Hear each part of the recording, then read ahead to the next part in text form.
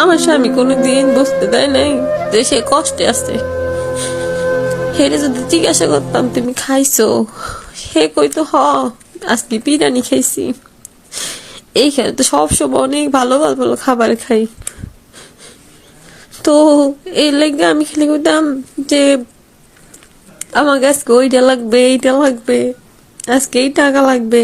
এর জন্য একটা চাপ দিতাম যে টাকা পয়সা মনে হয় তাহলে অনেক ইনকাম করে, আমাকে দেয় না।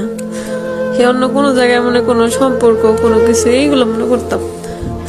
কিন্তু সে খাইয়া না খাইয়া আছে আমাকে জন্য এত কষ্ট করে, সেইটা কোনোদিন বুঝি নাই। বুঝছি এখন বুঝছি, কিন্তু তারে যে হারাইয়া ফেলছি তার কাছে তো আমি মাপ চাওয়ার সুযোগটাও পাই নাই। আল্লাহ পাক আমার কোনোদিন মাফ করবে না, এইটাও আমি জানি।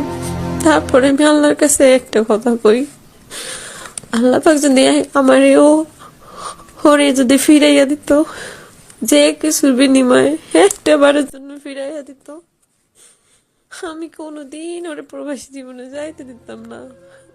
আমি হাজার কষ্ট করতাম, তাও আমি ওর কোনোদিন প্রবাসী